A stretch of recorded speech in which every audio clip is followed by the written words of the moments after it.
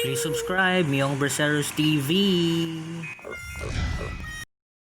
Tibungco Dancesport Team recently brought honor to the city after they won 2 first-place finishes in the One World online dance sport competition organized by United Kingdom last June 13, 2020. The pair of Gavin Fassi Tangera and Apple Campo won the under-21 slow waltz couples category, while Raven Marie Similia won the under-21 women single slow waltz category. The team also won 3 second-place finishes and 1 third-place finishes.